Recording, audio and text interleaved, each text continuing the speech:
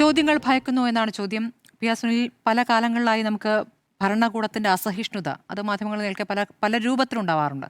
പക്ഷെ ആ വാർത്തകൾ തന്നെ വാർത്ത പോകേണ്ടതില്ല, അത് ആരും കാണേണ്ടതില്ല എന്ന രൂപത്തിൽ വന്ന നിമിഷങ്ങൾക്കകം അത് നീക്കം ചെയ്യുന്ന രൂപത്തിലേക്ക് മെറ്റയുടെ നടപടി. ഇപ്പോൾ നമ്മുടെ 12 കാർഡുകളാണ് നീക്കം ചെയ്ത്. ഇന്നത്തെ ഡിബേറ്റിന്റെ കാർഡടക്കം 12 കാർഡുകൾ നീക്കം ചെയ്യപ്പെട്ടിരിക്കുന്നു.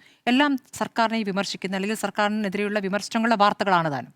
അപ്പോൾ ഇത് ചോദ്യങ്ങളെ ഭയന്നുകൊണ്ടുള്ള നടപടിയായിട്ടാണ് കാണുന്നത്. പാർലമെന്റിൽ നമ്മൾ കഴിഞ്ഞ ദിവസങ്ങളിൽ ചർച്ച ചെയ്ത സഭയിൽ വരാത്ത അമിത്ഷാ, ചോദ്യങ്ങൾ ഭയന്നുകൊണ്ട് വരാത്ത അമിത്ഷാ ഇന്ന് പറയുകയാണ് ഞാൻ നാളെ വിശദമായി പറയാമെന്ന്. പക്ഷേ ചോദ്യങ്ങൾക്ക് ഉത്തരം എന്താണ് ചോദ്യം? പെല്ലറ്റ് ആക്രമണമാണ്, അതിന് മറുപടി കിട്ടിയിട്ടില്ല. അപ്പോൾ ഈ ചോദ്യങ്ങളെ ഭയക്കുകയാണോ ഭരണകൂടം പൊതുവിൽ? ഈ 1984 big brother is watching you എന്നാണ് ജോർജ് ഓർവെലിൻ്റെ നോവലാണ്. ആ നോവലിൻ്റെ ഇതിവൃത്തം എന്ന് പറയുന്നത്, ഉള്ളടക്കം എന്ന് പറയുന്നത്, ആ ഓഷ്യാന എന്ന് പറയുന്ന ഒരു രാജ്യം, ആ രാജ്യത്തെ ഏകാധിപതിയായ രാജാവ് അല്ലെങ്കിൽ ഏകാധിപതിയായ ഭരണത്തലവൻ ആണ് ബിഗ് ബ്രദർ എന്ന പേരിൽ അറിയപ്പെടുന്നത്.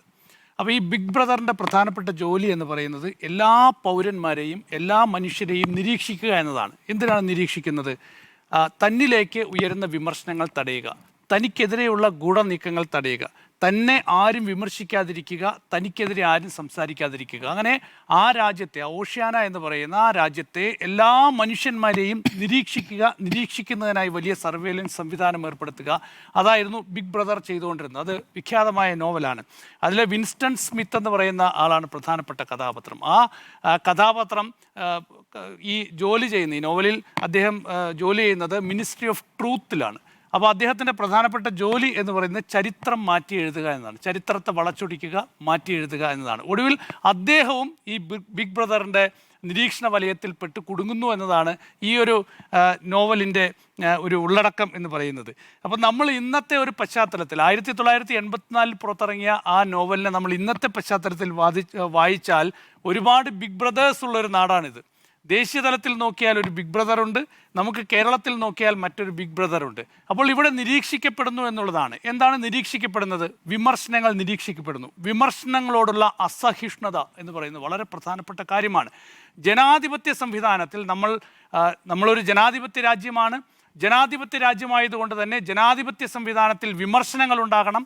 ആ വിമർശനങ്ങൾ ഉൾക്കൊണ്ടുകൊണ്ട് ഭരണ സംവിധാനങ്ങൾ മുന്നോട്ട് പോകുമ്പോഴാണ് ഭരണം ശരിയായ രീതിയിൽ മുന്നോട്ട് പോവുക എന്നതാണല്ലോ നമ്മുടെ സങ്കല്പം. അപ്പോൾ ഇവിടെ വിമർശിക്കാൻ പാടില്ല എന്ന നിലയിലേക്ക് കാര്യങ്ങൾ വരുന്നു എന്നതാണ്. ഇപ്പോൾ CJP സമരവുമായി ബന്ധപ്പെട്ട് ദേശീയ തലത്തിൽ നടന്ന് നമുക്കറിയാം. അവിടെ പ്രധാനമന്ത്രി നരേന്ദ്രമോദിക്കെതിരെയുള്ള ന്യൂസ് ക്ലിക്കുകൾ, ന്യൂസ് കാർഡുകൾ, ഇതെല്ലാം തന്നെ കേന്ദ്ര വാർത്താ വിതരണ പ്രക്ഷേപണ മന്ത്രാലയത്തിൻ്റെ പ്രത്യേക നിർദ്ദേശപ്രകാരം മെറ്റ നീക്കം ചെയ്തു. ഇതുകൂടാതെ പ്രധാനമന്ത്രിയെ വിമർശിക്കുന്ന വീഡിയോകളുടെ റീച്ച് കുറയ്ക്കാനുള്ള നീക്കം വരെ ഉണ്ടായി. ഇപ്പോഴും അത് തുടരുകയാണ്. ഇപ്പോൾ നമുക്കറിയാം കേന്ദ്ര സർക്കാരിനെ വിമർശിക്കുന്ന വീഡിയോകൾക്ക് ഇപ്പോൾ നല്ല റീച്ച് ഇല്ല.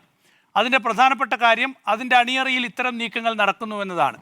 അപ്പോഴാണ് നമ്മൾ കേരളത്തിലെ സാഹചര്യങ്ങൾ പരിശോധിക്കേണ്ടത്. കേരളത്തിൽ കഴിഞ്ഞ 24 മണിക്കൂറിനുള്ളിൽ റിപ്പോർട്ടർ നമ്മൾ പുറത്തിറക്കിയിട്ടുള്ള ഈ സർക്കാരിനെ വിമർശിക്കുന്ന, കേരളത്തിലെ VD സതീശൻ സർക്കാരിനെ വിമർശിക്കുന്ന 9 കാർഡുകളാണ് നീക്കം ചെയ്തത്. 9 കാർഡുകൾ ഓരോ നിമിഷം. ഏറ്റവും ഒടുവിൽ ഇപ്പോൾ ശ്രീമതി മാധു സജിയുടെ ഡിബേറ്റ്, ആ ഡിബേറ്റിന്റെ വിഷയം എന്ന് പറയുന്നത് ഈ കാർഡും നീക്കുമോ എന്നതാണ്. ആ കാർഡും നീക്കി, നിമിഷ നേരം കൊണ്ട് ആ കാർഡ് നീക്കുകയാണ്. അപ്പോൾ ഇതാണ് ഇവിടെ സംഭവിക്കുന്നത്. അതായത് സർക്കാരിനെ വിമർശിക്കുന്ന ഒരു പരാമർശം പോലും വരാൻ പാടില്ല. സമൂഹ മാധ്യമങ്ങളിൽ അത്തരം പരാമർശങ്ങളുള്ള ന്യൂസ് കാർഡുകൾ, ന്യൂസ് കണ്ടന്റുകൾ ഇത് വരുന്നതിനെ ഇവർ സഹിഷ്ണുതയോടുകൂടി കാണുന്നില്ല എന്നുള്ളതാണ്. അപ്പോൾ എന്തിനു വേണ്ടിയാണ് ഇത് ചെയ്യുന്നത്? നമുക്കറിയാലോ, കഴിഞ്ഞ സർക്കാരിൻ്റെ കാലത്ത്, പിണറായി വിജയൻ മുഖ്യമന്ത്രിയായിരുന്ന കാലത്ത്, അത് ആദ്യ സർക്കാരിൻ്റെ കാലത്താണെന്നാണ് എനിക്ക് തോന്നുന്നത്, അന്ന് ഈ സാമൂഹ്യ മാധ്യമങ്ങളെ നിയന്ത്രിക്കുന്നതിനായി ഒരു സംവിധാനം കൊണ്ടുവരാൻ തീരുമാനിച്ചു. പോലീസ് ആക്ടിൽ ഒരു പുതിയ വകുപ്പ് കൂടി ചേർത്തു, 118A വകുപ്പ് കൂടി ചേർത്തുകൊണ്ട് സാമൂഹ്യ മാധ്യമങ്ങളെ നിയന്ത്രിക്കുക, സാമൂഹ്യ മാധ്യമങ്ങളിൽ വിദ്വേഷ പരാമർശങ്ങൾ തടയുക എന്ന ലക്ഷ്യത്തോടു കൂടി അന്ന് സർക്കാർ അങ്ങനെ ഒരു നീക്കം നടത്തിയപ്പോൾ അതിനെതിരെ വലിയ വിമർശനം, വാളെടുത്തവരാണ് കോൺഗ്രസ്സുകാർ. അങ്ങനെ ഈ അഭിപ്രായ സ്വാതന്ത്ര്യത്തിന് നേരെ വലിയ ആക്രമണം നടക്കാൻ പോകുന്നു, അഭിപ്രായ സ്വാതന്ത്ര്യം ഇല്ലാതാക്കാൻ പോകുന്നു എന്ന് പറഞ്ഞ് അന്ന് വലിയ വിമർശനം ഉന്നയിക്കുകയും അന്ന് പിന്നീട് ആ തീരുമാനത്തിൽ നിന്ന് പിണറായി വിജയൻ സർക്കാർ അന്ന് പുറകോട്ട് പോയി.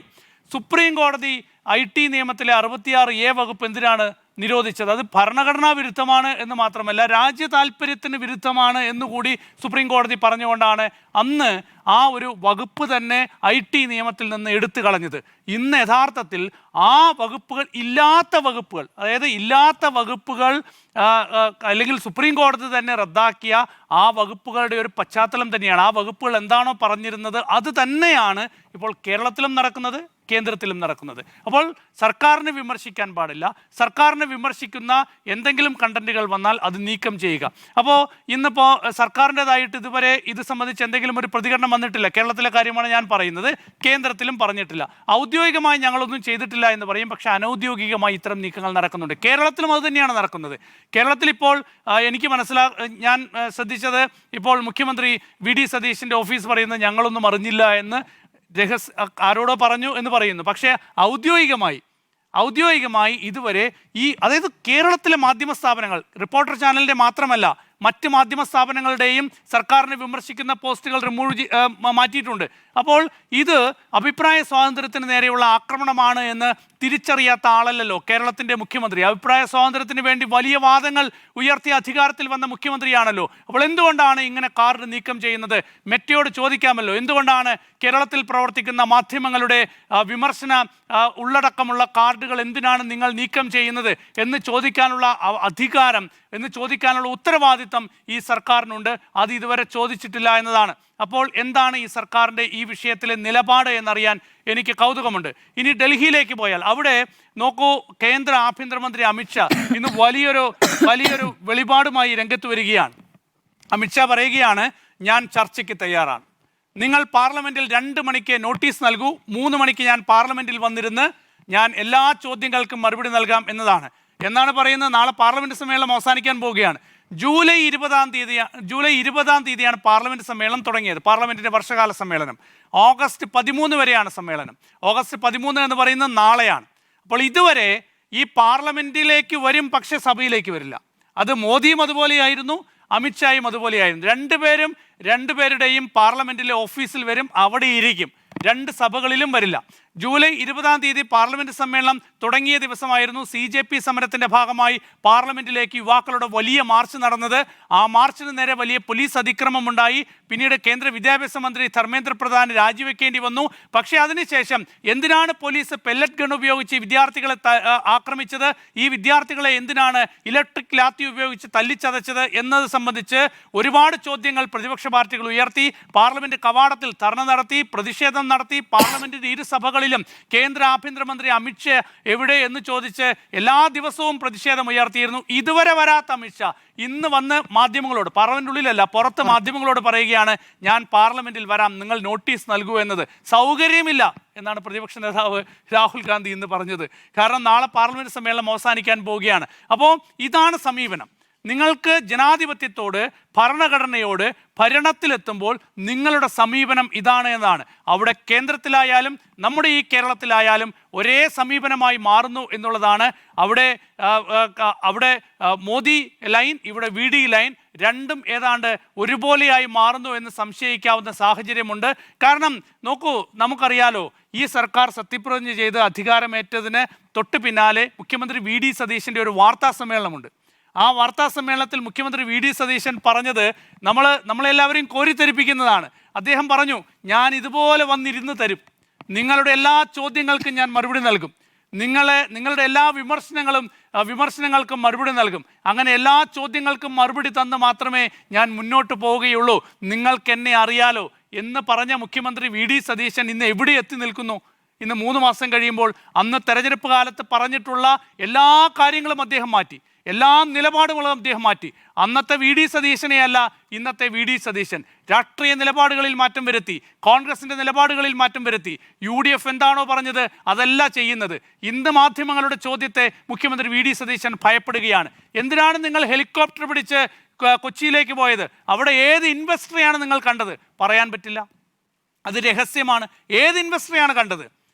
ഈ ജനാധിപത്യപരമായി കേരളത്തിലെ ജനങ്ങൾക്ക് അറിയാനുള്ള ഒരു ആഗ്രഹമുണ്ടാകില്ല, ജനങ്ങൾക്ക് അറിയാനുള്ള അവകാശമില്ലേ? അത് കേരളത്തിൽ ഈ ജനങ്ങളല്ലേ VD സതീശനെ തെരഞ്ഞെടുത്ത് അവിടെ മുഖ്യമന്ത്രിയാക്കിയത്. അപ്പോൾ ആ ജനങ്ങൾ ചോദിക്കുകയാണ്, നിങ്ങൾ ഏത് ഇൻവെസ്റ്ററെയാണ് കൊച്ചിയിൽ പോയി കണ്ടത്? അത് പറയാൻ പറ്റില്ല എന്നാണ് കേരളത്തിലെ മുഖ്യമന്ത്രി പറയുന്നത്. അത് പറയാൻ പറ്റില്ല എന്നത്. നിങ്ങൾ എന്തിനാണ് കേരളത്തിൽ ദുരന്തമുണ്ടായപ്പോൾ നിങ്ങൾ ഒരു ജ്വല്ലറി ഉദ്ഘാടനം ചെയ്യാൻ പോയത്? എന്തിനാണ് പോയത്? കേരളത്തിലെ ജനങ്ങൾ ചോദിക്കുകയാണ്, മറുപടിയുണ്ടോ? അപ്പോൾ ചോദ്യങ്ങൾക്ക് മറുപടിയില്ല. വിമർശനങ്ങളെ അടിച്ചൊതുക്കാൻ ശ്രമിക്കുക. വിമർശനങ്ങൾ അത് സോഷ്യൽ മീഡിയ വഴിയാണെങ്കിൽ ആ വിമർശനങ്ങളെ അവിടെ നിന്ന് തുടച്ചു നീക്കാനുള്ള രഹസ്യ നീക്കങ്ങൾ നടത്തുക. അങ്ങനെയല്ല എങ്കിൽ അങ്ങനെയല്ല എന്ന് പറയാനുള്ള ആർജവും ഉണ്ടാകണം. അതും ഉണ്ടാകുന്നില്ല എന്നതാണ്. അപ്പോൾ ഈ സർക്കാരിൻ്റെ നിലപാട് വളരെ വ്യക്തമാണ്. അഭിപ്രായ സ്വാതന്ത്ര്യത്തിനെതിരെയുള്ള നിലപാട് തന്നെയാണ് ഈ സർക്കാരിനുള്ളത്. ഇനി കേന്ദ്രത്തിലും അതുപോലെ തന്നെയാണ് നരേന്ദ്രമോദി സർക്കാരിൻ്റെയും നിലപാട്. അതുകൊണ്ട് ഈ രണ്ട് സർക്കാരുകൾ തമ്മിൽ, ആ രണ്ട് സർക്കാരിൻ്റെ രാഷ്ട്രീയ സമീപനങ്ങൾ തമ്മിൽ വലിയ ദൂരമില്ലാതാകുന്നു എന്നതാണ് എൻ്റെ.